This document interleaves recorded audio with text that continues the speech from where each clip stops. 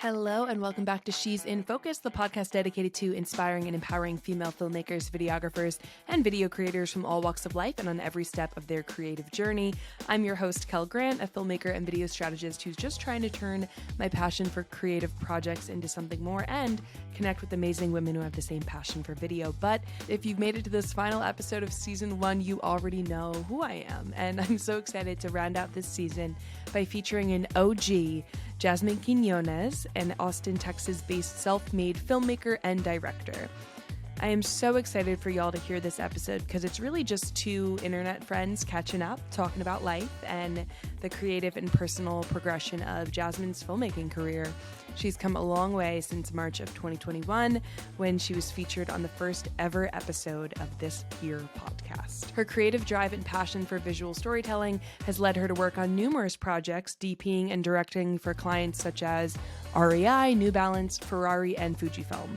She pulls inspo from 90s skate culture and enjoys blending raw doc-style filmmaking with a cleaner and colorful cinematic style.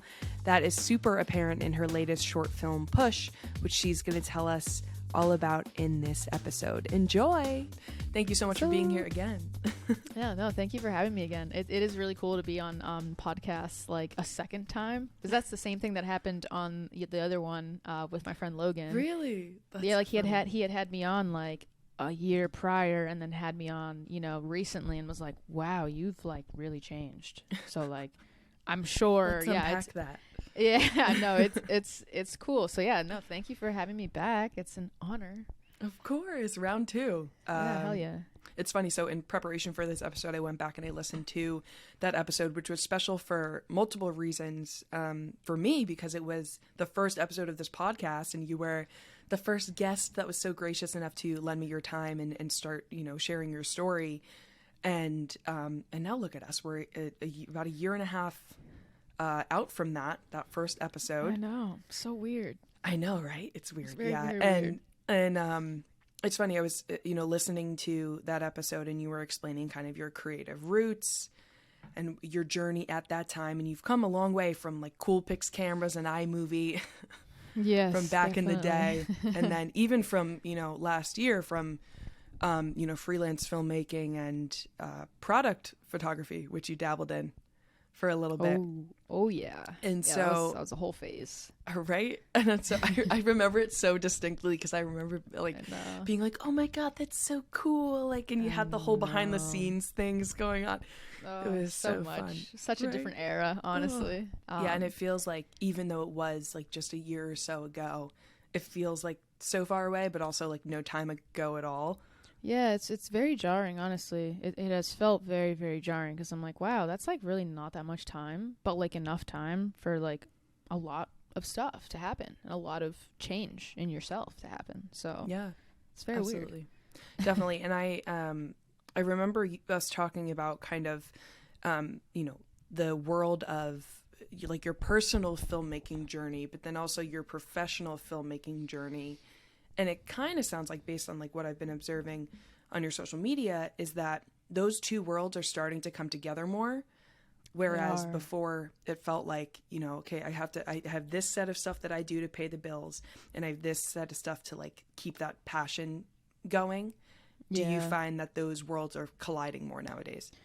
They definitely are colliding more. Thank God. I mean, it's definitely a really, really big transitional period because there just has been a lot of uncertainty with like, because I am going the route of like really, really trying to push my passion projects into the sphere of like, okay, I think I can make stuff that I really care about and I can still make it a part of my career. It is super possible. It just takes a long time to get there.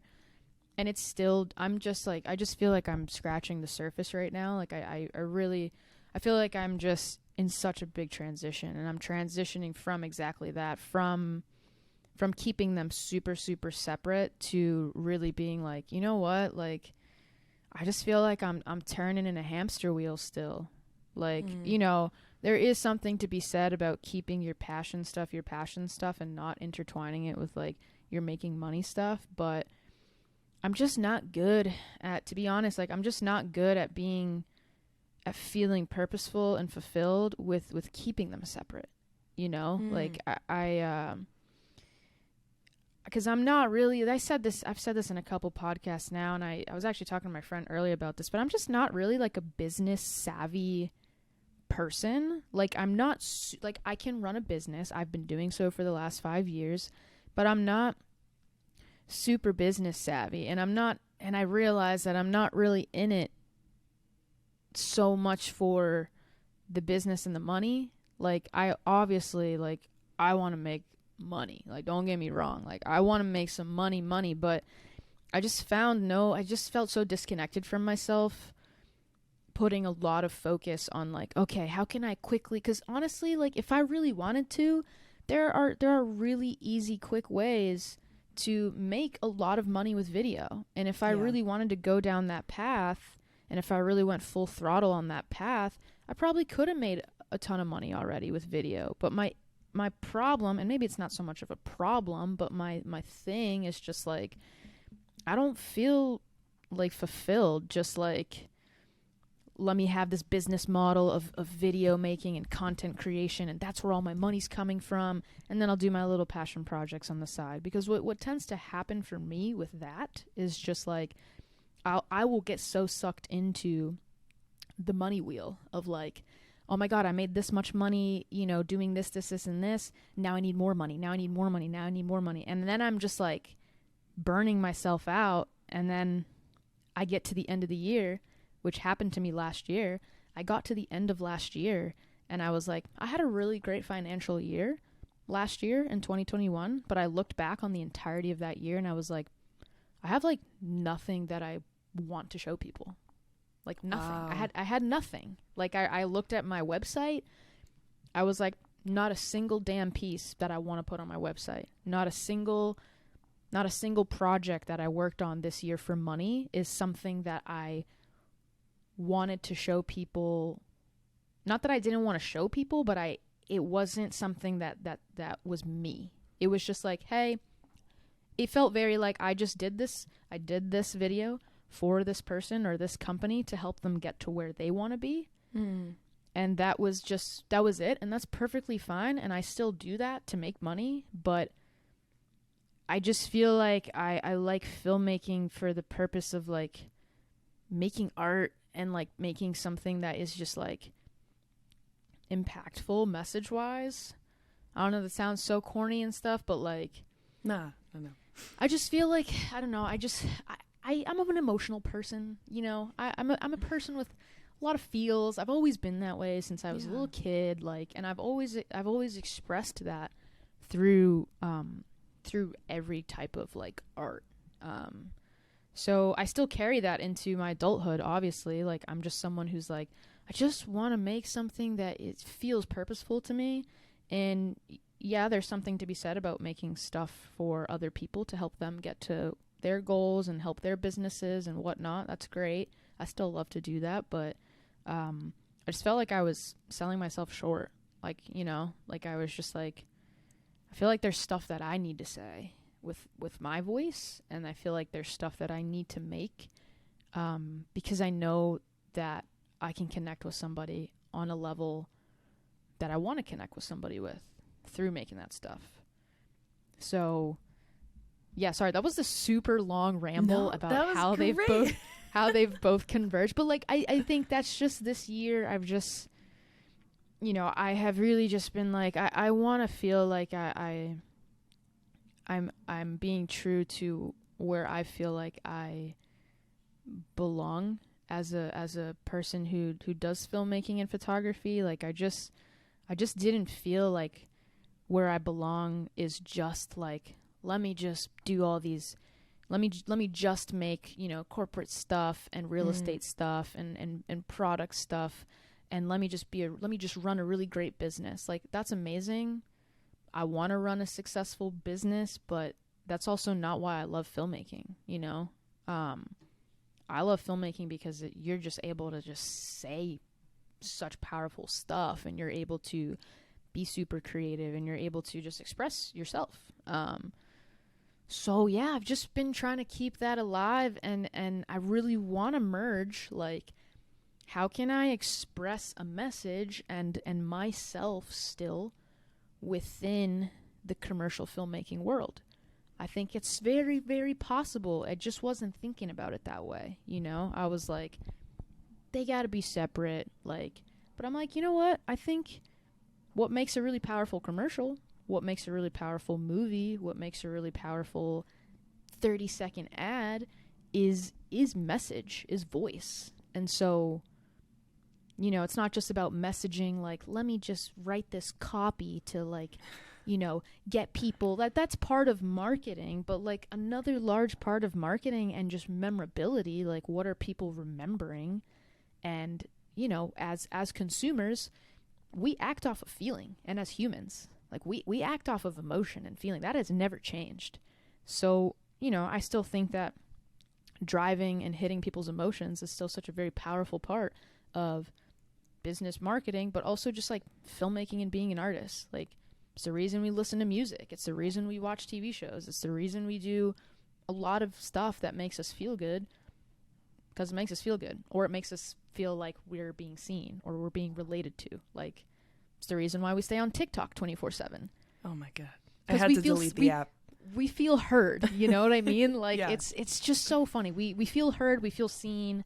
And so I think that part of human nature will never go away. That's why I feel like there's just still such a big market for, you know, making stuff that hits on people's emotions. Like, that's what you're supposed to do. And you don't have to just do that through, like, marketing and copywriting. You can do that through, like, you know, storytelling. Like, that's what gets people. Storytelling, very impactful visuals, like, intentional, you know, vulnerability, relatability. It's like, I don't know. I feel like I'm going on a random TED talk right now, but, no, like, I'm like, I'm just so passionate about this. Like, no, I don't know. It's just weird. I am very much trying to mesh, you know, business, but also, like, I want to feel good about what I'm doing. I want to feel passionate about what I'm doing.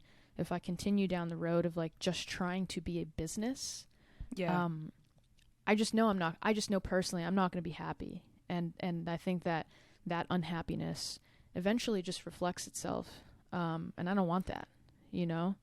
I don't want that at all. I want to be able to feel good about what I'm doing and be in high spirits and be able to, you know, just provide energy that people need and energy that I need, quite frankly. Like, it's a crazy world we're living in out here. So, like, I'm like, it's rough in these streets. It's really rough out in these streets these days. And I'm like, I just need to hold on to any shred of serotonin and passion, because I will literally go insane if I don't. Like, 100%. And I think, like, the ideal, or, like, the sweet spot really is having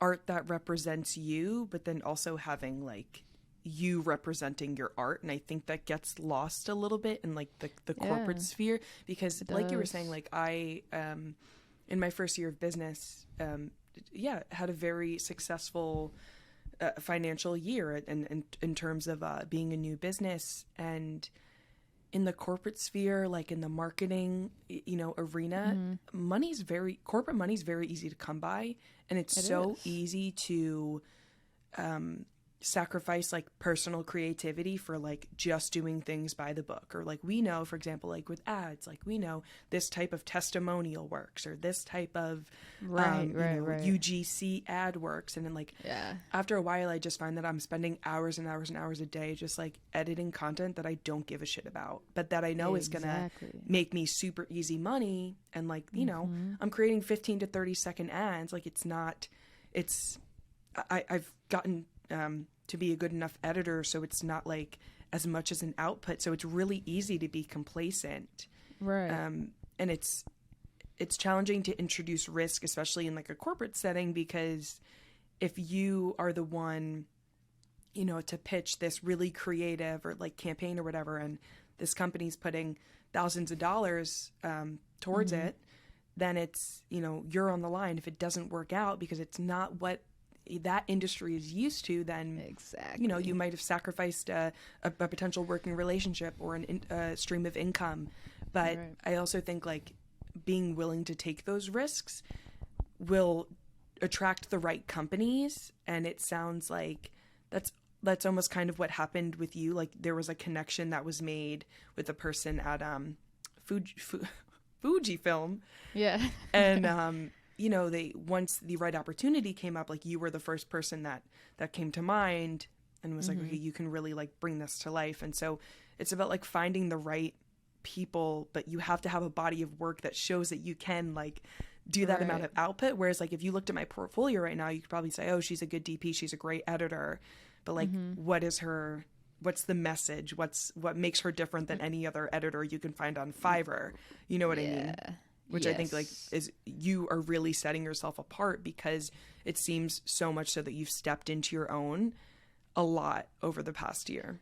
Yeah, and I think that's everything that you just said is like exactly right. Like it's just, you know, like exactly what you're saying. Like it is kind of scary as like a, you know, a filmmaker, an editor, a DP, because, you know, you hear this all the time of like, you know, it's very easy to be replaceable as someone who only brings technical knowledge to the table, because a lot of people can learn the tech stuff. A lot of people can learn how to edit. A lot of people can learn how to you know, compose a shot and work a camera. You know, it's like those are things that are definitely more easily learned and more you know, more what is the word I'm looking for?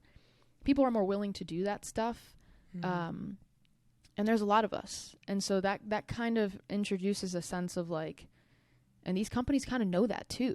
They kind of know like, well, okay, if this person, you know, is doing this and this and this, and they're asking for this rate, well, we can find probably someone who could do it the same, but cheaper, you know, like you become kind of easily replaceable. And I just never want to feel like that. You know, I never want to feel like I'm just some editor or just some DP or just some, like, I want to make sure that I'm bringing a vision to the table that is different, that is reflective of who I am, so that it has authenticity to it, so that it has feel to it, and so that I'm harder to ignore. You know, I'm harder to turn away. I'm harder to replace, basically. You know, if I'm trying to do stuff that's a little bit more risky, if I'm trying to do stuff that's like has more heart in it or has more intentionality in it, or just bringing a creative idea and vision to the table is very, very difficult, as I have come to find out, which I always knew. It's very difficult. It's really hard to come up with creative ideas, to be a visionary. You know, it is much easier in my experience to learn how to edit, to learn how to hold a camera, to be those things. And that's not saying that stuff is not hard. There's definitely a lot of technique and a lot of talent that comes with being a good editor, being a good DP, being a good director. So it's not to say that we're all replaceable, but you do get to a certain level where if you do stay complacent and you're just making cookie cutter stuff, well, the person next to you could probably make the same cookie cutter stuff. So what makes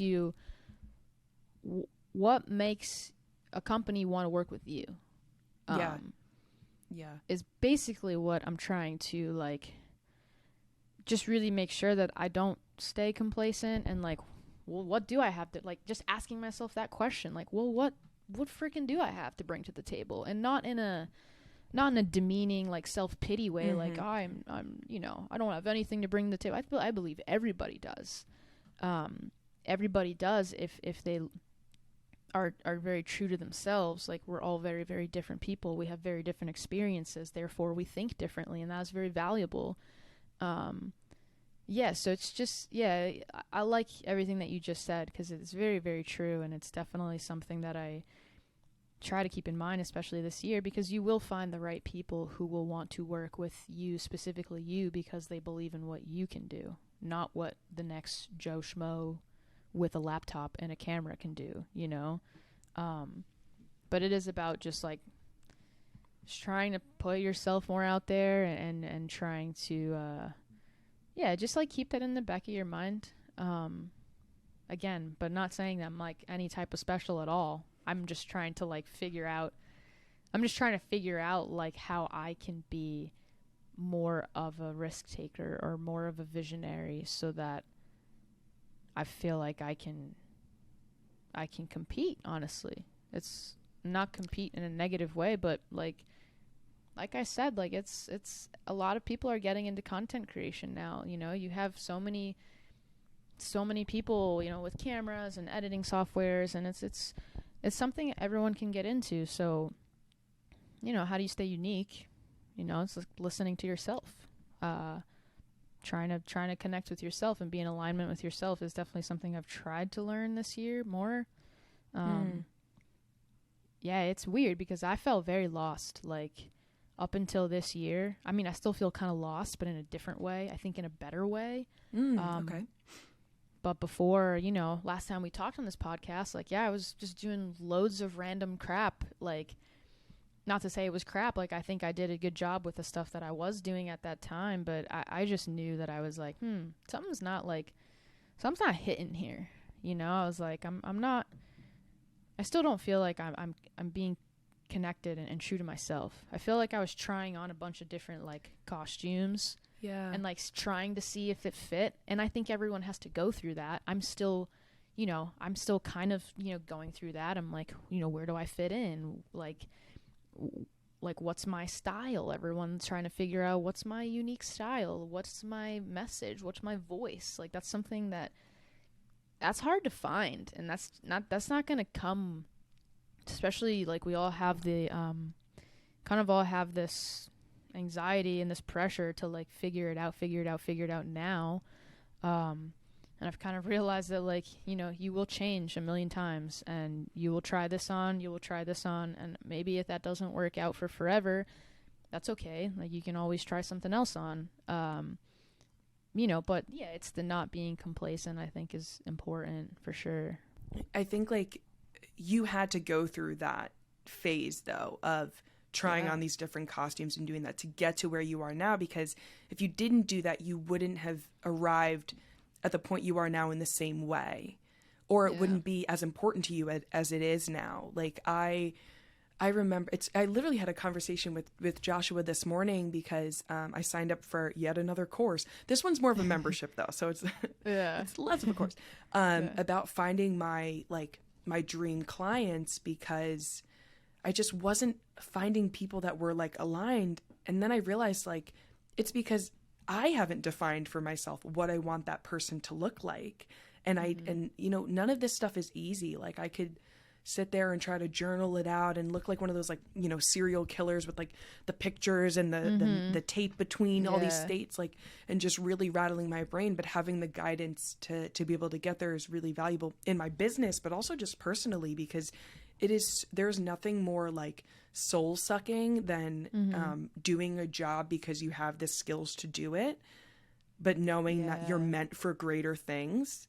So I think that's like I can relate in that way, and that I'm kind of on that journey, but I'm so grateful for every step of that. And like, I've tried it all. I've tried sports videography and wedding videography and product video, like all the niches, real estate videography, in order to find out that I don't really like any of those, and that I'm looking for something new and different. But it's just so funny how, like, you know, Jasmine from a year and a half ago, like, you may have felt lost, and then you arrived at where you are now, and you're like, I feel a little less lost, but now I feel lost in a different way. But I guess it's like we're always going to feel a little bit lost. And honestly, I think we should see that as an opportunity rather than a negative thing. Yeah. No, I mean, I completely agree. I definitely, it's a weird sense of, and I think it's just because it's so transitional for me right now. Like, I just feel like I've finally started to scratch at, like, okay, maybe this is what I'm like supposed to be doing. Maybe this is like my true voice, and this is me. Like, this feels like it, you know?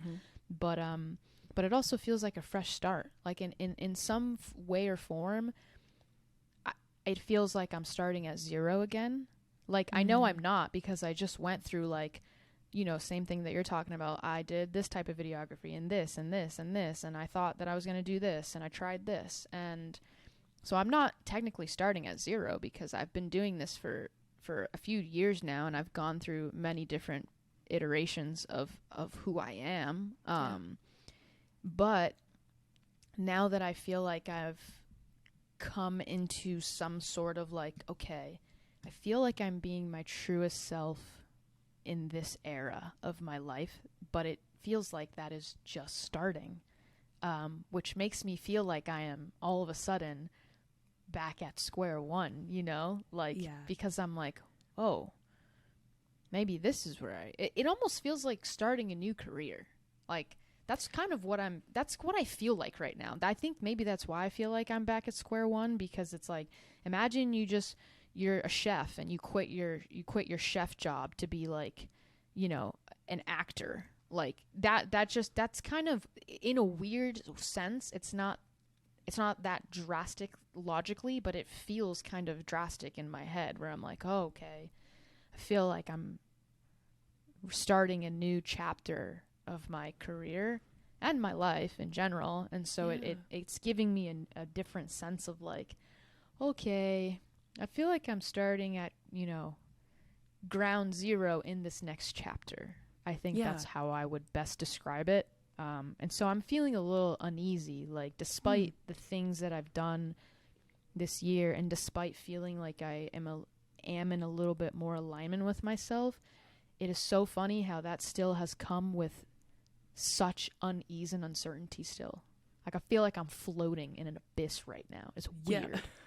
Like, it sounds so dramatic, but like, I think everyone can kind of look at, you know, what I'm doing and you know, look at, oh, a name like Fujifilm is attached to me now in some way, and be like, oh, well, she got it figured out. Like, she's doing this, and she made it with this company. And like, but dude, like, I'm so grateful to be where I'm at, and I worked really hard. I worked really freaking hard to get here.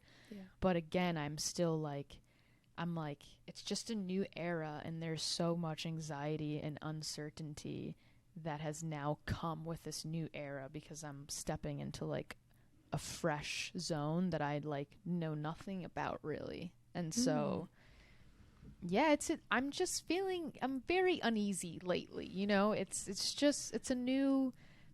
Everything's new, and I think that's why I'm still feeling this sense of like, oh my God, like, people message me and they're like, you're killing it, you're doing this, you're doing that, and I'm like, I'm terrified. Like, if only you knew. Yeah, like, I'm just scared. Like, I'm nervous. I'm anxious. I'm on edge, because, yeah, like I said, it just kind of feels like I'm in a new era and starting at ground zero, and that's scary. It's 100% scary. And pivoting like that, though, it feels like it's acceptable in other art forms. Like, you know, if you look at an artist's body of work, for example, like, you can see the different, even over like decades, the different styles and artistic expressions that they go through. Right. And in writers too, you know, like, you know, he might be in this genre and then switch to this genre, and then write short, like, and write like a book of poems or essays, like, and I feel like we readily accepted, like, oh, this is just the next iteration of this person.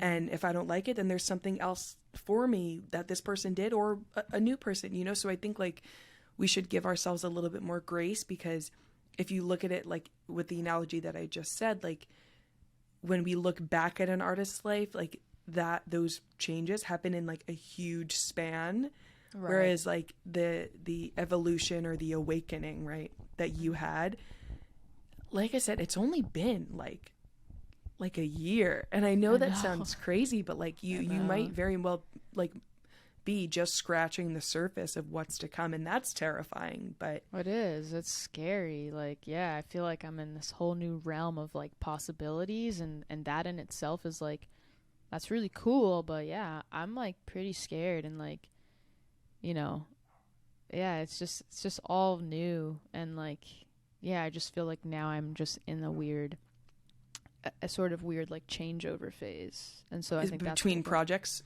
you mean? Is that what you're feeling like? Or between direction of your career? Yeah, just between direction of my career and direction of my life. Like, you know, I think it all coinciding at the same time is definitely amplifying that sense of like uneasiness.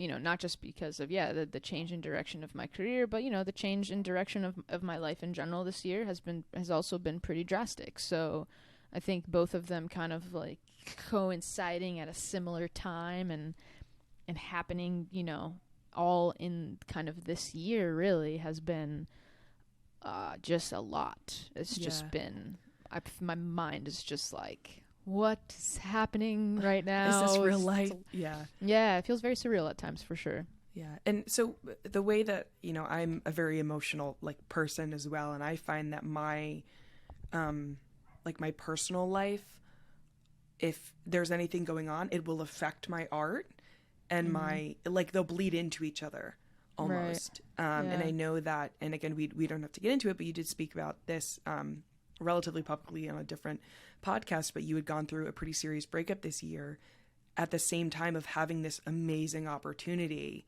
with Fujifilm for your short film project Push. Did you find that those two things affected each other? I mean, I definitely think so. I mean, given the fact that I had to go through a really rough emotional time, I think it just gave me more reason to like completely throw myself into Push. Like, I just was like, everything's on fire and it's all hell, and I'm deeply uncomfortable and emotional and just sad. So, you know, I think it definitely gave me more fuel to the fire to like, I have to find a distraction. You know, I was like, I'm going to lose it if I have nothing to pour this energy into. And quite frankly, like, you know, I had been through a really bad breakup earlier in my 20s, even before this one. So, and I didn't handle that one well. Like I was coping very poorly, and I made a lot of, you know, very poor coping choices and honestly, like, people who were close to me during that time were honestly afraid that those coping mechanisms would come back again this time around. Sure. And I was afraid that they would come back around this time again. And I was like, I can't. Like, I can't afford to deal with this how I've dealt with it before. Like, I can't do that. Like, I need to just, like, I wasn't trying to bury everything that was happening, but I was like, I need something to do.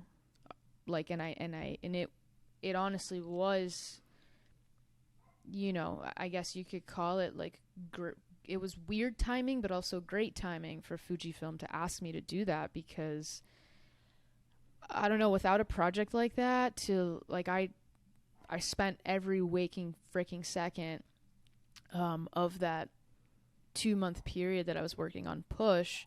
You know, it was the same 2-month period in which I had to, you know, deal with a really, really hard relationship end.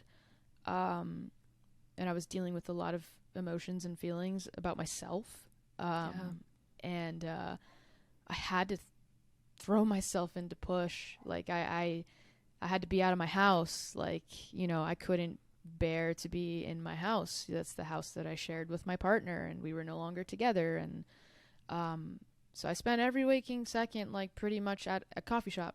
Like, then I just was like, I need to focus on this, or I'm going to lose it. This is going to consume me. I'm going to lose it. This is very hard on me emotionally. Yeah. And I'm happy that I had that outlet. And so I definitely did put a lot of, you know, redirected. I had to try to redirect a lot of my just ridiculous emotional energy to just be like, okay, I need to do this film.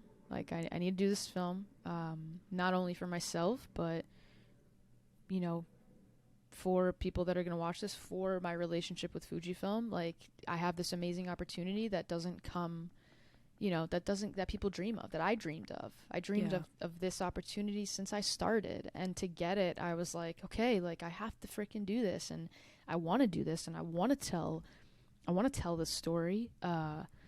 And it freaking sucked that it had to coincide with such a crappy time, but on the flip side, it was a way for me to pull myself away from what was happening for a little bit, so that I didn't completely lose myself. Because when you go through something like that, it feels like your entire world just is over. Like that's what it feels like, to go through a really tough breakup like that. Like your whole life feels like it's over. And so I was like, I can't just stop doing things. Like I can't just stop. The world is going to keep turning. I can't just stop. And so I had to freaking throw my whole freaking self into making it. And I think that, it definitely helped in a way. It helped me put more effort into it, I guess. But on the flip side, it also made it much harder. Because it was a process that I really wanted to be able to share with that special person in my life that had been there since the beginning of my career. She had been there since the beginning of my career, and for me to have to make that film alone was very, very hard. So yeah, it just was like, I definitely think that I am that type of person that, like, my personal hardships in life definitely leak into my art. What I was going through didn't directly leak into Push, because Push was about something completely different. Sure. But I am somebody who, definitely, I'm freaking emotional. I've always lived in my head. I've always been, I've always been very expressive of my emotions, like through my art. It's funny because it hasn't come out as much yet in my films. I'm also a musician, so a lot of the time my personal hardships and emotions would come out when I wrote music. But I've been trying more so to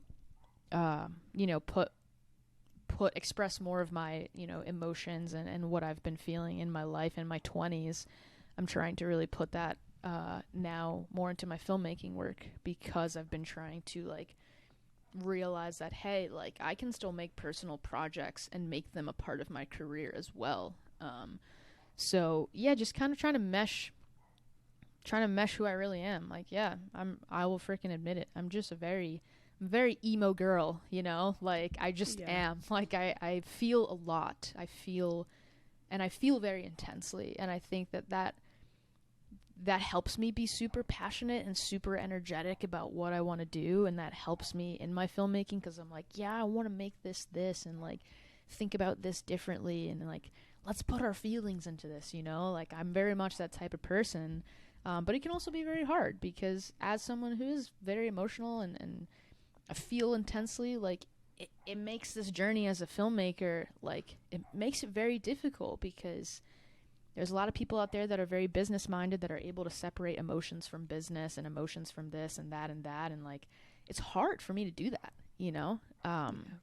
So it is definitely a whole lot, but I'm happy that I had the project to throw myself into, while it was very mentally and emotionally jarring to go from the highs of oh, I finished my script, or oh, I finished my storyboard, now we're gonna film it, oh, we've filmed it, and now it's edited.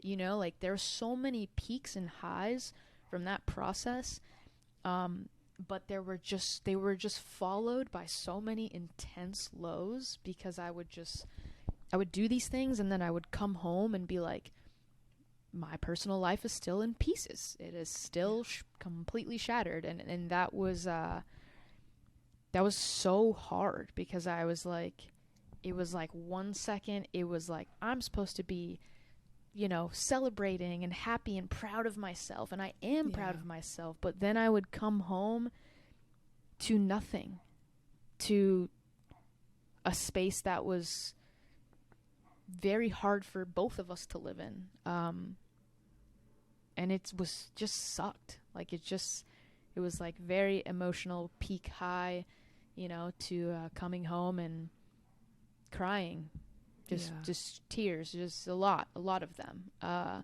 So yeah, I mean, I will always remember this short film, not only because it was my first, but because of, and how it happened and how it got done and how it got finished. And at the end of the day, I am very proud of myself for finishing it and writing it and doing it.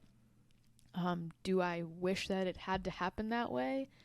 No, I wish that I didn't have to experience it that way, but that's how I experienced it. And I will, it's just a part of my filmmaking journey now. And, and it's a part of my life journey as well. And it will, it's just a whole lot. So it's crazy. It's very crazy. That's why I feel so like mentally strange this year, because I'm like, dude, there's just the whiplash I've experienced this year I'm like, this has gotta have done some permanent damage to my brain cells, because I'm just like, just, I feel like I'm just on some surreal planet. Like, I'm just like, what the I look back and I'm like, what even happened this year? I'm like, I did this, and then this sucked, and then I did this, and then this was trash. Like, I'm just so much whiplash and back and forth that, I'm just like, whoa. And, and so that coinciding with, because I went through that, I also had to take a very hard look at myself.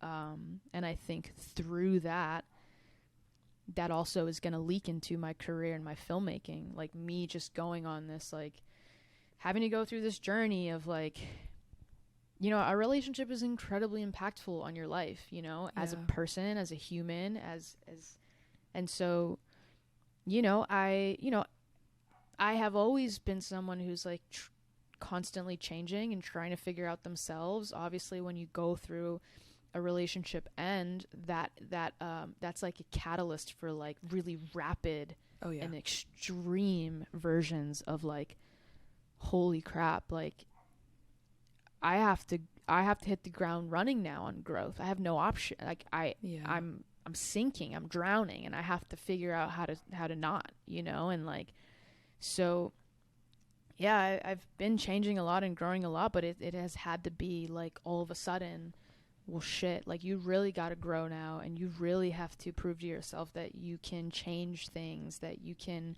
improve yourself as a human, that you can improve yourself as a partner, like someone who can, just everything. It's just been a year of having to take a look at myself and be with myself and be like,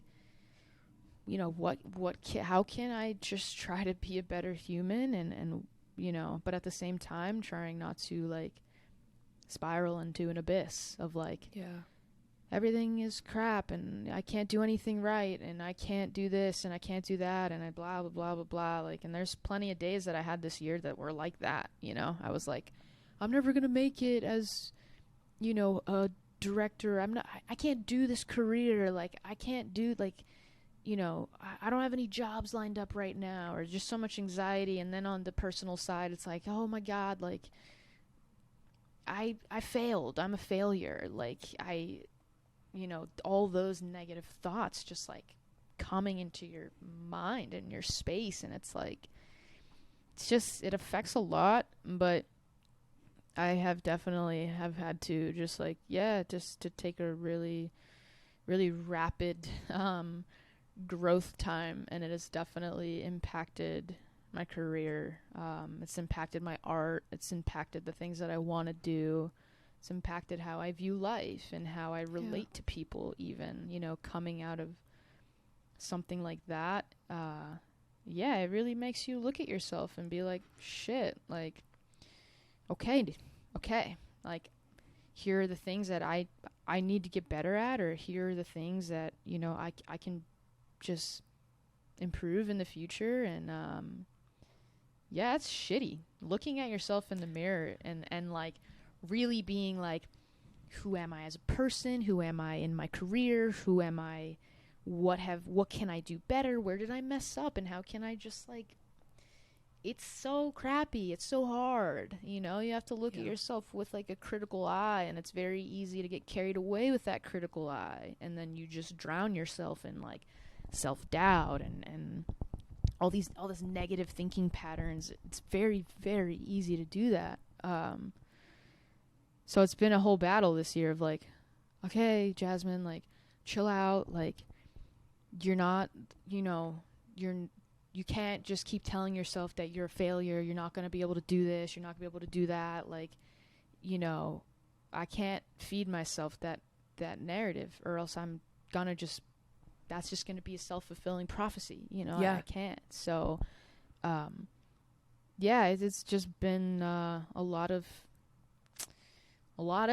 just, it's a healing. We're healing, folks. Yeah, we're trying. We're healing. We're trying to just get better and, you know, take everything that we've learned. And I'm you know, I'm 28 now, and you know, the last time that this happened to me, a really big breakup, like I was 22, 21 or 22, and that was just not good. I did not handle it well. And so I'm now at age 28, you know, something big like this happening again. It's, I'm definitely proud of myself for how I've tried to handle it, and cope with it and move forward instead of like taking 20 million steps backwards. Yeah.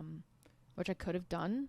But yeah, it was a whole process, and, it's definitely, everything intertwines and everything affects everything. And I'm just happy that I was able to, I have had to be more alone with myself, be more alone with my thoughts, journal more, write more. I have obviously very heightened feelings now, so a lot of writing has taken place, and it is leaking into my work. You know, I really want to make work that I'm not a perfect person, and I'm someone who wants to pull back the curtain a little bit, you know, like, dude, I'm freaking struggling. Like, you can think all you want, but I'm struggling too. I'm not having a great time some days at all. Like, despite, you know, but I also don't want to discount, you know, the days where I do put in all the hard work to, you know, okay, I made a damn film. That's something to be very proud of and very accomplished. And I'm happy that I did it. And I'm really, really glad that I pulled through with it. And I want to continue to do that. Like, I just want to keep making like better films and really try to put my whole self into them. Because I just don't want to, I just don't want to be the fake person. I don't know. But then, you know, it's like, I don't know. It's just so weird. I'm just such a weird space. I like don't even know how to explain it. Yeah, it's funny. I feel like I'm gonna title this episode. It's a lot. It's just a lot. It's just a lot. It's just a lot. It's just been a lot. Yeah. You and I think we experience our emotions very similarly in that we acknowledge the complexity of our emotions, which is fucking exhausting. We are very self-reflective, which it's like, every day it's like, okay, here's what the good, that take the good with the bad, and here's what the, and it's like, I'm tired, bro. There are days when I'm just like, I just wish like there was just a switch where I can shut it all off, like the good, the bad, like the constant evaluation of my life, the constant evaluation of my emotions. It's one of my biggest strengths, but it sometimes like feels so self-sabotaging because like you live in your head.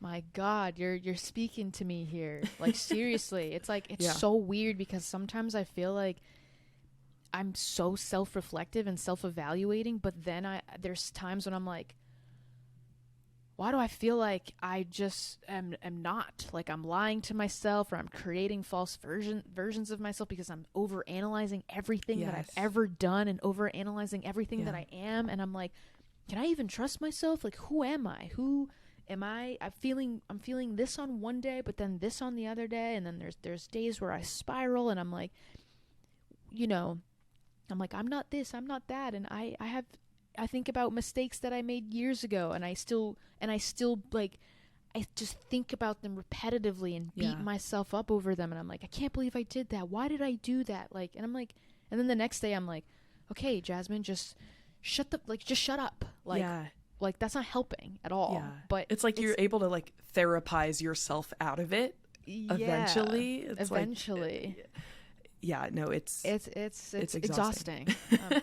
I am literally just so tired of myself most of the time. And like, yeah, I think I like exactly what you're saying. I think I evaluate myself to almost a fault and to a self-sabotaging way. And it is so weird how that can happen.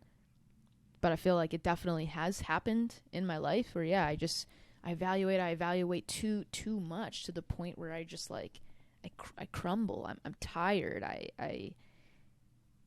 It's just, it's a whole lot, but I know what you're talking about. It's again with the, it's just a lot, guys. Yeah. But yeah, it's crazy. Yeah. I have to definitely check myself with like, okay, I need to stop overanalyzing everything that I've ever done and realize that like, I can't change anything. Like, what I did at 22, 23, 24, 25, like 26, you know, I can't change any of that. So like, what am I, you know, like I gotta just like, yes, I have to be self-aware of like who I am, but I also can't overthink and overanalyze to the point of self-destruction, which is like what I end up doing half the time. It's been definitely a weird. Yeah, I love how this podcast has just gone in like so many different directions, but I love it. No, I love talking about it's fun. I love talking about it, but it affects everything. It affects everything, you know, work, career. Absolutely. And I think, and we could literally go on another hour just about something else, but I'm gonna bring it back to your film work. So I want to hear about that too. But so I actually, before we get into push, or maybe coincide. So, all right, if you could pick which question you want to answer. Yeah. Why did you feel the story of Push, like the story within that film, needed to be told? I feel like it needed to be told because, well, the film is about myself, and my journey with skateboarding. And the film is essentially about how when I was younger, I was very obsessed with skateboarding. But then as I got a little older, I quit. I like just completely dropped skateboarding in order to fit in with everyone else around me. So that's what the film is about. And I feel like it needed to be told because mostly because of a reminder to myself, because of like, you know, it's very reflective of even now. It's like, you know, the film essentially has the message of like just embracing who you are and not trying to be somebody that you're not, just to fit in and blend in with everyone else. That's kind of the message that the film has and that I wanted to bring across. And I thought it was very important because while the film is about me and skateboarding, the film really isn't about skateboarding. The film is truly about embracing who you are and being proud to like the things that you like, do the things that you want to do, dress however you want. Like it's about accepting those parts of yourself and being like, fuck, like, I don't know if I can swear on here. But yeah, just kind of being like, fuck it. Like, why am I trying to be somebody that I'm not, you know? So that's essentially what the message is. And yeah, I feel like that's important. It's such a corny, it's in retrospect, it's such like a corny message, like be yourself, whatever. But like, it's still something that people just they're too afraid to do things that they like to do because And that's kind of what it was for me. Like, I was too afraid. Like, I loved skateboarding, loved it when I was a kid, was obsessed. Like, everyone can tell you that I was literally like eat, breathe, sleep skateboarding when I was a kid. Yeah. But then I grew up and I was like, this isn't cool. Like, girls don't do this. This isn't cool. Like, you know, nobody was like, I was looking for validation from others. Nobody was telling me, oh my God, Jasmine's so cool for skateboarding, you know? And so I literally just dropped it. I was like, this doesn't make me cool. Like, and I hate that I did that as a kid.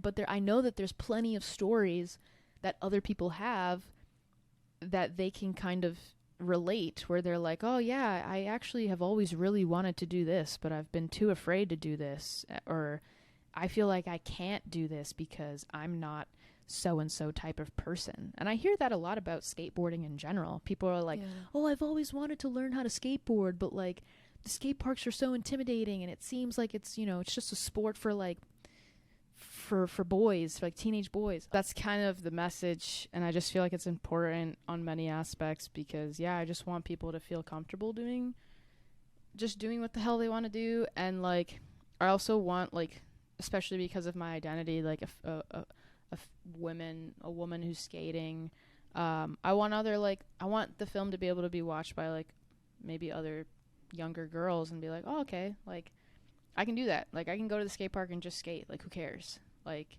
because it is intimidating. But, you know, for younger women, but even for women who are older, like so many like women that I meet, or even doesn't have to be a woman, like it's just older people that I meet that are like, damn, I've always wanted to skateboard, but like I'm too old for that, or like I'm too this to skateboard. And I'm like, why? Who cares? Just buy a skateboard and skate. Like, why does it matter? Like, you know, and that goes for like everything else in life. Like, I feel like people always have that excuse of like, I've always wanted to play the guitar. I've always wanted to play the drums. I've always wanted to like learn how to bake or do this, but like I'm afraid that people will judge me. And it's like, dude, like, just honestly, who cares? Like, it's very easy to get sucked into, you know, what people think. And I don't blame people. Like, it's hard to not care about what people think, but I don't know. It's just, the fear of judgment from others has largely dictated most of my life. Yes, exactly. And to the point where I felt like I really didn't start living until my 20s, which is crazy. I didn't like, I wanted to, it's funny because I, you know, over this past year, I cut my hair. Like, I literally cut it all off. Which, by the way, looks fire as Thank fuck. you. I will say. I'm like, you rocking the little curls up there. What? And I, like, and it's crazy to me. Like, I feel so much more like myself now. And, like, I just, it's just crazy that I didn't take care of my long curly hair. I would just put it up in a bun. I didn't love it.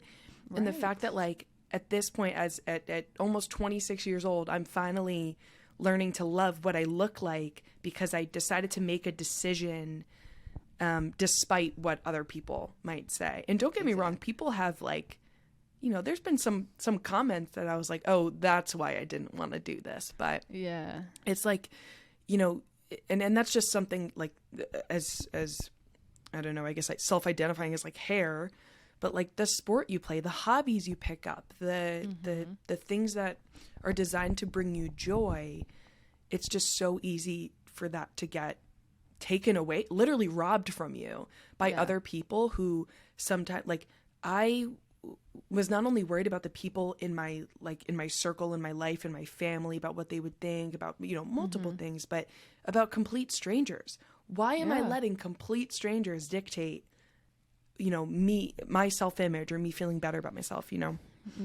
It's wild, and it's and that happens so much on so many levels to everybody. And that's really what I wanted the film message to help people, like, just remind them, because everyone knows that that's true. Like, just who gives a shit? Like, just stop caring and be. It's easier said than done, but that's why I feel like people, as corny as the message is, like, be yourself, like, it's like we still need that reminder every day, because we continue to do exactly that, is like let ourselves be robbed of experiences or hobbies or even appearance things that maybe we just want to try and do, but we're too scared about what this person thinks, what that person thinks. And it's like, well, dude, if it's gonna make you happy, like, why are you letting other people rob that of you, you know? Yeah. And it goes back to the power of storytelling and seeing that visual representation, because exactly, you telling your story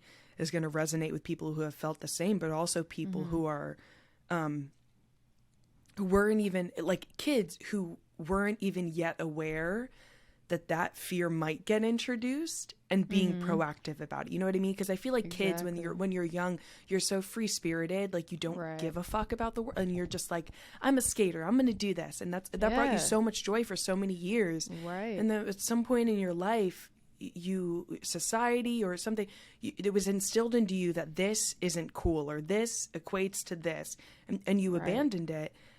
And like, showing kids proactively that, like, hey, you're going to encounter resistance, and no matter what, like, keep pushing through. But it's also like kind of like a story of hope, because people seeing it, it's like, oh yeah, you can get back to this, like, like you can. And it's like, and I easily could, I could say to myself, like, hey, like, why am I skating? Like, I'm 28, like, I go to the I still go to the skate park, and it's like, yeah, I mean, there's a crap ton of, like, teenage boys there, but, like, who cares? Like, I really love skating. I love the feeling that it gives. And you know what? I don't have to be Tony Hawk to do it. Like, if all you want to learn how to do is cruise, then who cares? Like, and that's something that I have to remind myself of a lot too, is like, because I still felt very intimidated by, like, skate culture, people at the skate parks, like, everything, like, being someone who's a little bit, I'm not old, but I'm older, I'm in the older bracket to be doing something like skateboarding, but it's like, well, damn, like, this is fun as hell. So, like, why did I talk myself out of doing it? And it's kind of like exactly that. It's a reminder to, young people that might see it, that, like, keep going, but it's also a reminder to people who might have abandoned things to, like, hey, like, it's okay to pick it back up again, like, and yeah, I just really wanted, kind of that message to be hit on, to just kind of, like, I don't know why I abandoned skating. It's something that feels very authentic to myself. So,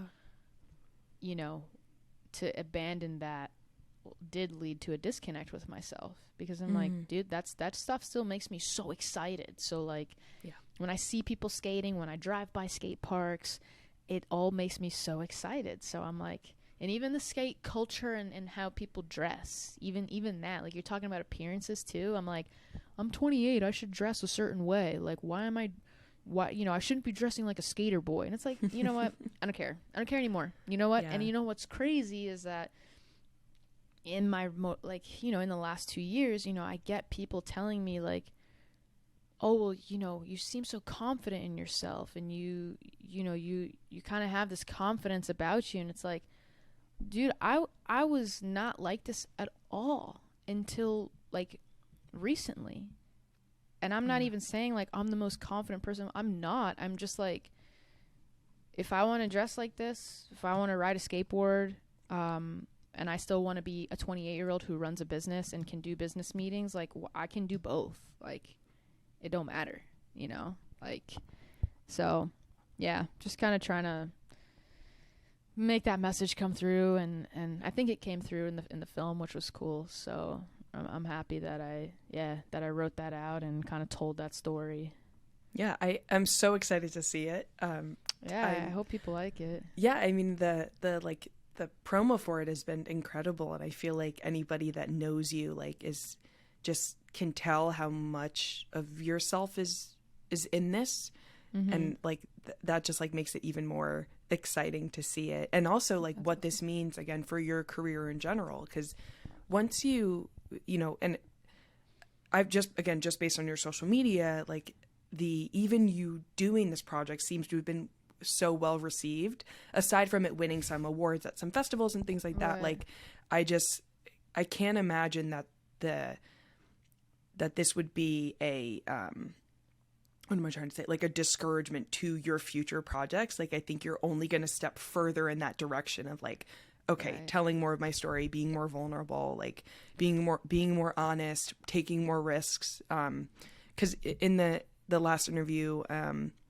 with Logan that I listened to, you had said that you don't want to be a safe filmmaker anymore. Yeah. And because you also said in that interview, if you know you want to be something or some version of yourself doing a specific thing, do that thing and cut out all the noise. And that was like, I held on to that quote because I was like, okay, I love that in theory. And I'm so glad that you're really starting to step into that. And I'm just wondering how you would suggest people, you know, who can't go full throttle into their dreams necessarily. Like, what's the baby steps version of that? Of being the, you know, stepping away from being the safe filmmaker or, you know, cutting out all the noise. Yeah, honestly, that's a great question because I'm definitely not. It's funny because I'm definitely someone who like doesn't take baby steps. Is the funny thing. Like full jump in, both feet, just into the deep end. I am. Yeah, it's funny that you asked that because I wish I knew what the baby steps were because I am somebody who just like all of a sudden I realized just things aren't feeling right. Like, yeah, I need to just jump in. Like, and I kind of do it that way. But honestly, like, I don't know, just kind of to feeling like you don't want to be, I don't know, like maybe, I mean, a baby step honestly for me would probably just be honestly just spending more time being aware of what you love, and reflecting on what you truly love, because like we said earlier, it's very, very easy to get lost in your career, in the things that you do for money. It's very easy to lose sight of what do I actually love. Maybe I can't make a ton of money from that right now. Yeah. But what are things I can do that can feed that just even a little bit to like keep the flame there? Because, you know, it's very easy to just have that spark will die and then things will happen, like me quitting skateboarding or my friends telling me that they have no time to do a passion project and they're burnt out. Or people telling me that they feel lost, or people telling me that, you know, all I've been doing is working and nothing I'm doing feels like it has any purpose. And that's what happens, I think, when you don't feed, like, nurture yourself, and nurture the things that make you happy. And maybe that's just like, just sit the fuck down and just like, and really just ask yourself, like, okay, well, like, what are some things that I like to do just for fun? Like, just something that makes me happy, and like, how can I feed more of that? You know, or even just like, I don't know, like, I mean, I would swing the question back to you as well. Like, what were the baby steps that you had to take to be able to do something like cut your hair? Like, you know, that's interesting. You know, like what prompted you to all of a sudden be like, you know what? Fuck it. I'm just going to cut my hair. Like, yeah, it's funny you say that, because I think it's one of those things where, like, it's always been a thought in the back of my head. And I think it's a mixture of, it's like the perfect storm of like circumstances and like opportunity, but also just like as far as like taking a self audit, right? Like sitting down, like, oh, like, am I really happy or whatever? I noticed that, like, constant when I would do that self audit, which, you know, for people like you and I is like every fucking minute of every day, every 5 minutes. Yeah.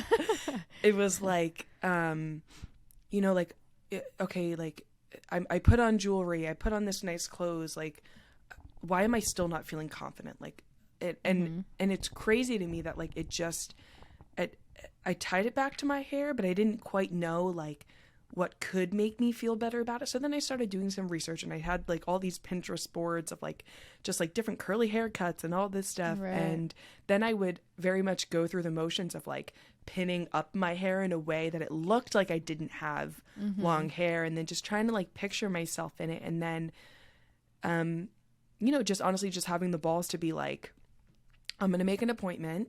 I'm planning to go in for my regular haircut, and I'm going to run it by my hairdresser. And she was like 100% in. And she ended up like, you know, giving me more ideas about like, oh, let's do highlights. Let's do this. Let's do that. And I was like, yes, yes, yes. And I just, once I did it, I didn't look back. And, you know, it's a little bit different in something like your career, because my hair, it's like, okay, if truth be told, if I hate it, I can put a hat on. I can put a hair wrap in. I can grow it out. With something like, you know, stepping further into my business or things like that, it was more like, okay, how do I give myself enough of a safety net where this will be a fulfilling opportunity? Because the way my anxiety works is like, if I don't have a backup plan, if I don't have a, like, if there's so much pressure riding on this thing, like, it'll suck all the fun out of it for me. Yeah. Like, if I can't, like, the fact that Fujifilm asked you to work, I would have, like, truthfully been shitting my pants, like, the whole time. Like, I can't even fathom how much pressure I would have felt for an opportunity like that. Like, I commend you, and I'm so proud of you, and I, like... No, yeah. I think it depends on the type of person that you are, too. Like, you know, I think that there's people who work really well under high pressure, and I think that I am one of those people that... the higher the stakes, it's like, yes, it is very overwhelming and anxiety inducing, and I definitely feel the pressure. But I also feel like, for me, that's what makes me perform, is that pressure and those deadlines and those, like, you know, there's a lot riding on this. And yeah, truth be told, I wish I was someone who had more of a backup plan with stuff. But I am someone who definitely operates a little bit more on my feet, and like I'm definitely somebody who, if things arise, I can problem solve and think on my feet enough where I feel I'm very stressed, but I get it done, and I feel okay, you know. And you know, it's not to say that I never have a backup plan with stuff and that I always just like whatever, but I do tend to be the person that, you know, with my personality type, I just kind of like end up going for it. That's kind of what I did in the beginning of my career too. You know, people always ask me, how do you, like, you know, become freelance, or you have a full-time job and how do you become freelance, like blah blah blah. And I was like, I can't even help you with that advice because I just quit my job. Yeah. Like, I had I just quit my job and I just did it. And that's not the way for everybody. And I think with something like this, like with trying to ease yourself into, like, how do I be less of a safe filmmaker? How do I embrace more of myself? How do I chase a passion project? You know, they're not easy tasks at all. And I think that while you can do some kind of baby step easing into it, it is, I think, the first time you try to step out of your comfort zone and do a passion project like that, even if it's a small one, if it's something new that you're doing, you're always going to be scared shitless, and it is not going to be comfortable no matter how much you prepare yourself, no matter how much you have a backup plan. It is always going to come with a lot of anxiety and a lot of doubt and a lot of like, oh, I don't know what I'm doing and this feels new. But I think that's what's so beautiful about it, is that you get the chance to learn. And I think that it's something that, you know, a lot of people just say, you know, it's like, I don't have time. I can't afford to do that right now. And it's like, it's never going to happen. And unfortunately, like I said this to someone the other day, I was like, it's like going to the gym, like being creative and being creative in general, following your passion in general. It's like going to the gym. Like we often don't want to do it.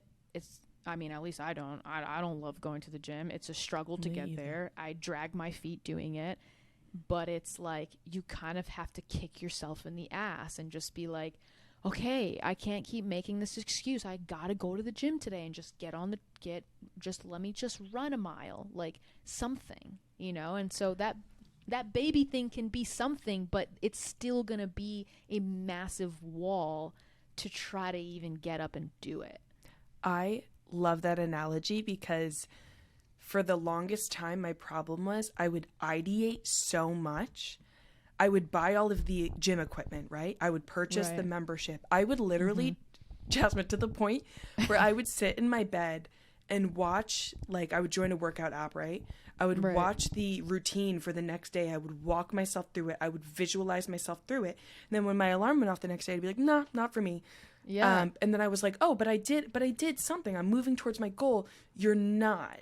And that's the thing. It requires action. And when the biggest turning point in my life was when I realized that ideating is one part of it, but without execution, it doesn't mean anything, and you're not going to amount to anything in regards to getting closer to that goal.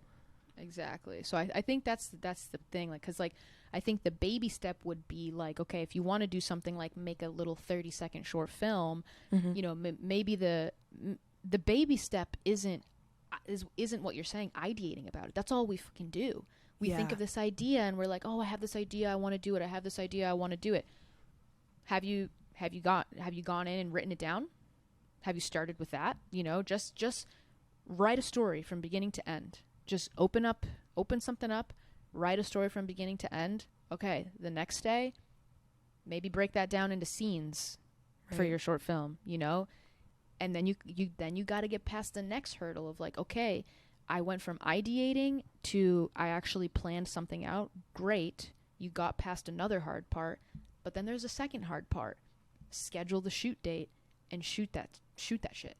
You know, and that is something that I struggle with too. And I feel like something that's helped me is if you are someone who ideates and doesn't execute, I've found it incredibly helpful to link myself and become really good friends with people that have different strengths than me. And one of my friends, Ian, who is also he DP'd my short film, and he's an incredible filmmaker. So he's very execution driven. Like he's like, let's get it on the schedule. Let's and that is something that I needed in my life because I would run off with all these ideas. I have my freaking Milanote thing with like 15 different short film ideas, and I am someone who I get stuck in that too. I think I've gotten past the hurdle of I don't just keep these ideas in my head anymore. I think I've gotten past the hurdle of keeping them in my head, and now I've gotten a lot of practice planning them out, which has been very, very fun, new thing for me to do. So now I'm very good at planning them out, but I'm still trying to get over that hurdle of like being good at like, let's get this shoot logistically figured out. We got to get a shoot date. We got to get something on the schedule. Yeah. And I think when you start to do stuff like that, that's when it is helpful to rely on people close to you, or somebody who has a different skill set than you. That's why like big film sets have producers, you know, because you know, you need people like that around you to, if you're someone who gets stuck in an anxiety loop and can't execute, you need someone around you who will execute and who will push you to execute. Same thing like going to the gym and getting a trainer. Yeah. People get trainers because all of a sudden now there's pressure. There's somebody in your ear. Be here at this time. We're going to do this workout. And you can't. There's accountability. Yeah. It's accountability. And the same thing goes with being a filmmaker. And I think people just think that all of a sudden they're going to be like really good at like ideating, planning, and executing. And it's like, no. It's like a damn gym routine. You got to just be like, fuck, I don't want to do this, but I'm going to force myself to sit in a coffee shop, take that idea that's been floating around in my head, concretely write it down. It is incredibly hard to do just that. And it took me like 2 weeks to do that for Push. And I think another reason I was able to do that in 2 weeks is because I had someone on the phone from Fujifilm being like, hey, I need your pitch in 2 weeks, you know? And so that accountability and now, since I've done that once, my other films that I've planned out in the past couple months, I've been able to be like, okay, I have an idea I'm really excited about. Let's get into writing that down. Let's get into planning that. And then, trying to get over this next hurdle of like, oh God, I gotta like get myself to execute. And that's why it's really amazing having, you know, friends with people who Ian has become one of my best friends here in Austin. And I'm very lucky that he is a action oriented person, because he can, like, you know, I'm coming with all these creative ideas and he's like, all right, he's like, I booked the date, I booked the studio, I booked the location, we're getting equipment, and I'm like, you know, it's happening. Yeah. I gotta step up to the plate and execute it now. And so it is hard, but I would consider, you know, kind of, there is baby steps and there's not baby steps, you know. There is the baby steps that you can, like, okay, maybe I start with writing something out, you know, and then maybe I start with, you know, okay, now I'm gonna plan the shoot date. Okay, you know, like there are those baby steps, but it's always gonna be a mental struggle of like, oh, this is like a lot, and I almost want to talk myself out of doing it, because it's a lot. Just like you talk yourself, you know, just like when your alarm goes off for your morning run and you're like, nope, I'm actually choosing to not do that today. Yeah, every day. And it's like, and every damn day, and it's like, and I've realized that I'm like, I can't keep doing that. If I really want to beef up, if I really want to show people what I can make, if I really want to beef up my portfolio, if I really want to continue to make films in the way that I want, a film ain't gonna happen if I don't get my ass out of my head and put it on paper, and then, you know, get a shoot date and do all of these things that are very, very hard. And I think we really got to let go of the notion that it is easy, you know, because, you know, people are like, well, it's my passion. I love filmmaking. I want to tell stories. And we think that it'll just, because we love it, it'll be easy. And it's like, it's still not easy. And I think when we relinquish that idea that, like, creativity is something that's just gonna flow out like a frickin' fountain, like, it's not. Sometimes you have to force yourself to sit down and take action, or else it's not, that film's not gonna get made, you know. That video, it's hard as hell. It is.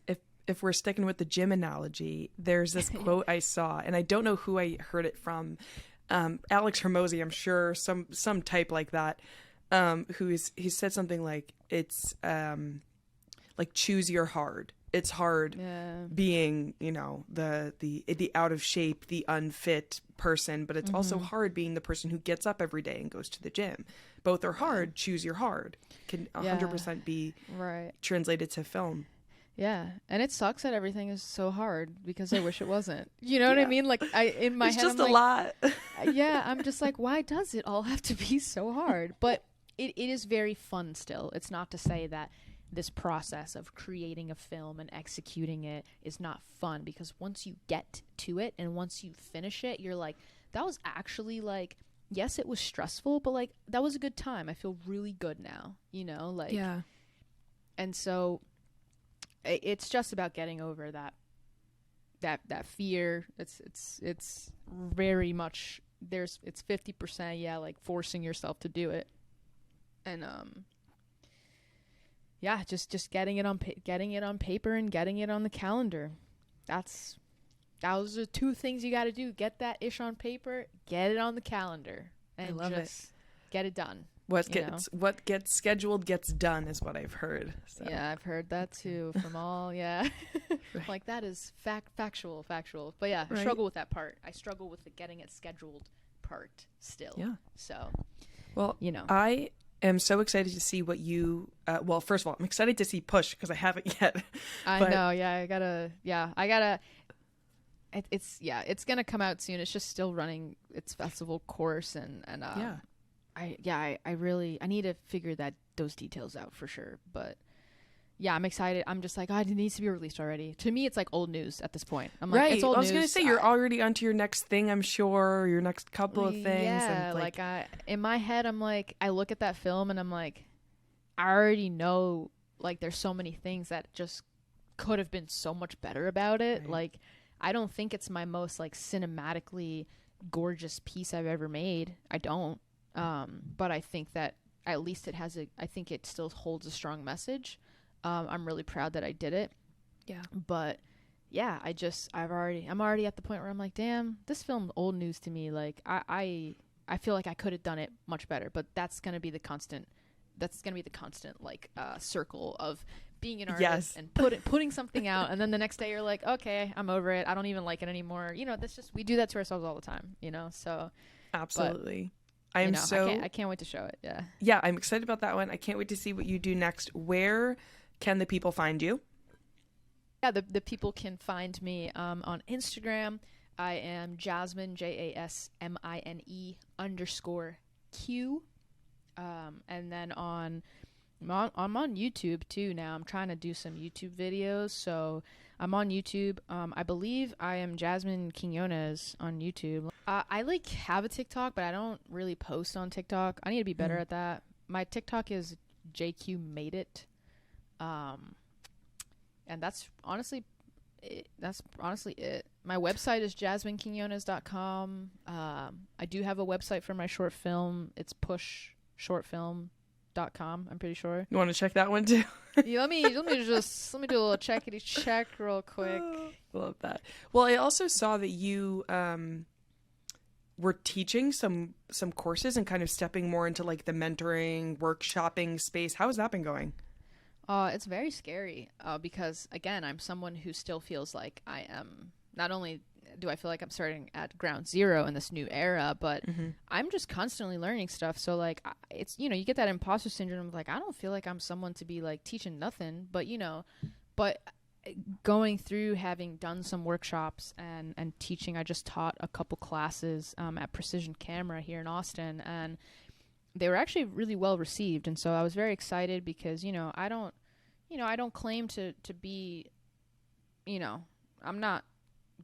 I'm still learning. I'm still on my journey. I still don't know like a ton of stuff. And so it feels very weird to be in a position of like mentoring or like having a workshop or having a class. That feels very strange to me, but it's honestly been really amazing because, obviously I do know more than I did 6 years ago when I started. So obviously, like, for someone who is starting or someone who's a little bit earlier in their journey than I am right now, like, obviously people will find some stuff that I have to say helpful, and I'm very, very happy to share anything that I've learned, anything that I'm currently learning. I'm very, very happy to share that with people because I'm like, hey, this is what I wanted when I was like starting out. Like, I wanted this knowledge. I obviously I still want it now. Like, I'm still learning from other people. I'm still, so it's a really cool experience to do that. And I definitely want to do more of it. And that's kind of why I want to get a little bit more onto my YouTube too, because I want to just share stuff that I've learned and kind of share, hey, well, this is how I did this. If you want to take anything away from it, feel free. If not, that's fine too. This is just my experience, and this is how I accomplished so-and-so thing. And so I feel like that's really cool. And the more I do it, it also helps me think a little bit more deeply about filmmaking. And it's very helpful for me to come up with a class and explain a concept. When you're forced to explain a concept, you also are kind of learning a bit yourself, because I'm like, oh, like, why do I do this? Or why does this work? Why did I edit this way? Or why did this video do well? Like, it forces me to think about stuff deeper too. So at the same time that I'm trying to explain things, I'm also learning, because I'm like, now that I've explained it, like, I actually understand it better myself now too. Like, so it's very cool. Yeah. Yeah. I love that. 'Cause I do some, like editing, like workshops, or like just like share and learn type things, like lunch and learn type things with other editors. And, I'll put out an edit and they're like, oh my God, you have to show me how you did it. And I'll be walking through, and sometimes they'll be like, why did you do this way when you could have done this? And I'm like, well, you just taught me something, because I didn't know I could have shaved an hour off of my editing time because I wish I knew that shortcut kind of thing. So not only do you learn as you try to explain it to others, but like that feedback or those like prompting questions from others who are more experienced than you, as experienced than you, or less experienced than you, will help you, again, continue to learn more and continue to refine your process as well. Yeah, for sure. So it's like, yeah, it's super fun. I definitely was like super nervous to do it, and I was like, oh my God, I'm giving this presentation and I'm like choking on my words because I'm nervous about it. But it's cool, and like I know that the more I do it, you know, the better I'll get at it. And again, I love, like, it's just a really fun, fulfilling way to connect with people, is to like watch their brain light up too and be like, oh my God. And I'm like, that's a really cool experience for me. Like, I love watching people like figure things out. I love hearing people ask questions. Like, I just love engaging in all of that, and I think it's like really special. So yeah, I think, you know, teaching and sharing knowledge definitely has a future for me somewhere. I definitely enjoy doing it, so you know, it's fun. Absolutely. Yeah. I'm requesting editing breakdowns of everything you've ever made, because I think you're such a talented editor. And if you could just walk through those on your YouTube or a paid course, I mean, I'll throw my money at anything. That would be, yeah. You're like, just another course. Yeah. Another thing for me to sign up and only do 20% of. That's so funny. Yeah, I would love to do something like that. But yeah, it's like a daunting task to like, okay, now I got to explain my process. Like, that's a lot to break down, you know? Yeah. But yeah, it's fun, and I would love to do that. I am so sorry for keeping you this long, but I have one hilarious question that I've been dying to know. Okay. So, and we can cut this out if it doesn't go the way I think it's going to go. Yeah. But so Fujifilm reaches out to you, right? And we've heard it before, like, gear doesn't matter. Mm-hmm. Is it like, did Fujifilm actually help you create better? Like, how did the gear make an impact? Mm-hmm. Or, you know, are you still of the belief that like, so are you of the belief that, you know, gear doesn't matter? Or are you about more like having the right tools for the job, and like the tools that you had that Fujifilm allowed you to use helped with your film? I'm just curious, because I didn't know if it was more of like this is a paid gig brand sponsor type of thing, or this is actually like I actually do use the autofocus, or this actually was helpful on my project. Yeah, no, I mean, I think that I definitely am someone who's like the tools that are right for the job. I think I'm that type of person, which that's why for Push, which was like it was a lot of skating and a lot of run and gun, and like there's a lot of things that have to be executed quickly. Yeah. And so I think that it was definitely very helpful to be using a setup like I used, the XH2S, because it's a camera that's designed to be run and gun. You know, it's a camera that they made that is pretty much on par with like a Sony A7S III. And so it's not a cinema camera. So at the level and like speed at which we had to be working and moving and filming skateboarding as well, I just believe for certain instances like that, it's like, it doesn't make sense to use like a crazy cinema camera with like cinema glass on it. It's just like, yeah, you know, obviously if you're doing like a crazy branding commercial for like, you know, I don't know, Nike, and it's going to be on the, you know, the Super Bowl ad or something, like, okay, like fine, like put you know, use a freaking Red or like Ari Alexa or something crazy like that. Like, okay, like if that's, it depends on the production that you're on. And I think, you know, for my film, could we have, like if it wasn't a Fujifilm sponsored film, like could I have shot that on like a Red, and like would it have looked more like Hollywood style? Like, yes, but it just like wouldn't make sense. It's so funny. You want to know a story actually that's not even, so it's still on the topic of gear, but it's not with Push. Actually, me and Ian shot a basketball ad recently. I saw that. So that one hasn't come out yet, but so we shot a basketball ad recently, and he actually brought his Red camera, because I was like, okay, this is our chance to like use the Red and like do something, you know. I was like, I want to direct a film and have it be shot on the Red so that I can have it on my portfolio and like really be like, hey, this is like agency level stuff, you know. So he brought his whole Red setup, and we get there and we're trying to put it together and use it, and it just was like, bro, this is just time consuming. We were in a time crunch. We had 4 hours to film this, and we just were like, I was the director for it, and I was like, scrap it. We're not going to use that. We got to use a DSLR. Just a normal DSLR. I was like, honestly, like I wanted to shoot this on the Red just to, you know, just for the not just for the clout of like shooting on a red, but just because of like, it is a different look. You can tell when something is shot on a red versus if it's shot on a Sony A7S III and a Fujifilm H2S. Like the image quality is just a little bit, it's just different. Yeah. But I was like, this doesn't make sense for the time crunch that we have. Like, it just doesn't. So yeah, we ended up just using we ended up scrapping the red, and I was like, fuck it, like this is taking too long. So we scrapped the red and just used another DSLR camera. And that just was a funny instance of like, you know, gear, because I still think like I pulled stills from that shoot and it still looks incredible. Yeah. You know, and I still think it looks great, and it's gonna still stand as a great ad.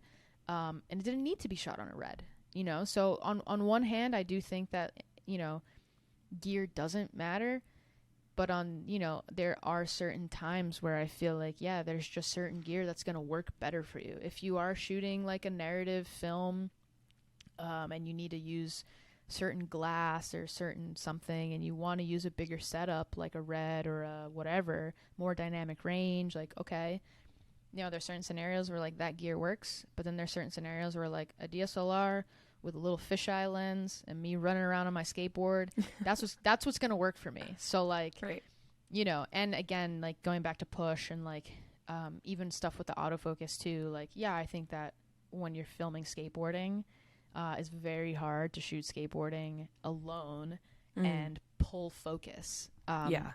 Which is funny because I have actually filmed skateboarding with my Blackmagic 6K Pro, and that's a completely manual focus camera. And I have been the person on a skateboard who's running around on my Blackmagic camera, pulling focus as I'm skateboarding. And I'm telling myself in my head, I'm like, this is not practical, like at all, to film skating, you know? And it's much more practical to film skating on my XH2S, which has autofocus.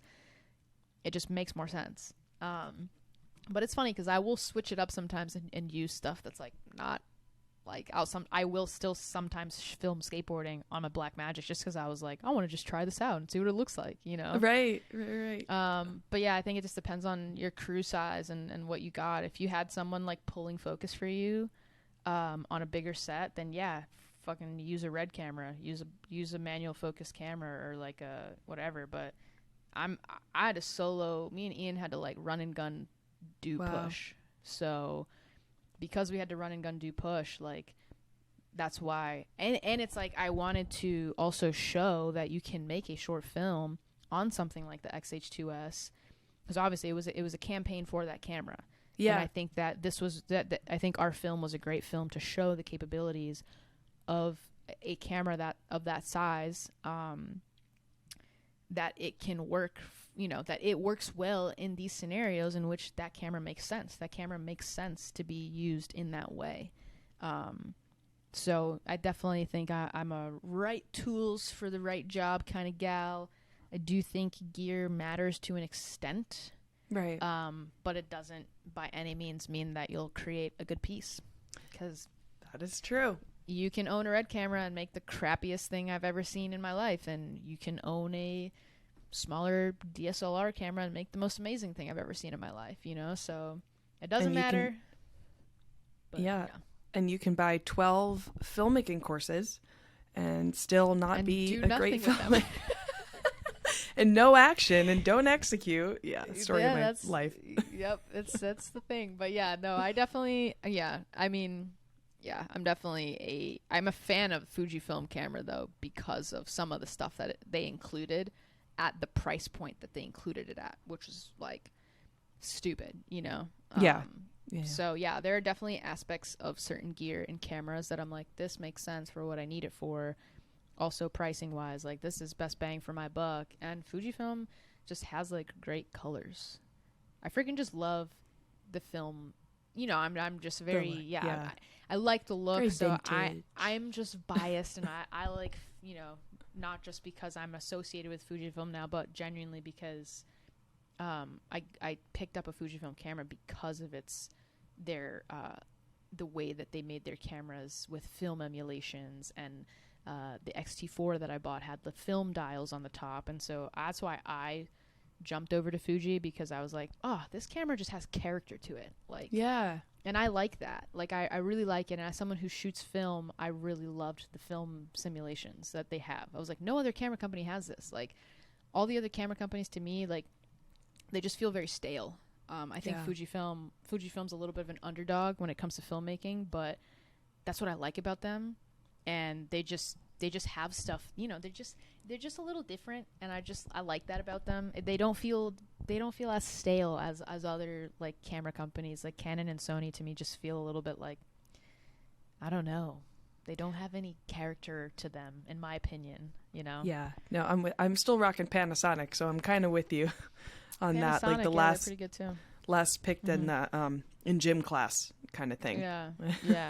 No, I feel you on that one. But yeah, Fujifilm's making their way up there, and I'm slowly convincing everybody that, you know, everyone like messages me and they're like, damn, you're gonna make me switch to Fujifilm. And I'm like, hey, like, they're good cameras for a really good price point. People think they gotta spend like hella money on like the full frame Canons and the full frame Sonys, and I'm like, you don't have to. Like, these cameras perform really well, and they're like $1,000 cheaper. Yeah. Than like, so I you know, I'm like, you don't need full frame at nothing. Like, I think people feel like they need to buy like the latest Sony full frame whatever, and it's like, you don't need to. Like, these cameras are amazing. But anyways, sorry, I've keep talking. So how we're wrapping. I just wanted to ask that question about gear because I was curious. But how can the viewers and listeners of this podcast support you as a filmmaker? Well, filmmaker, director, skater, writer, all the things are.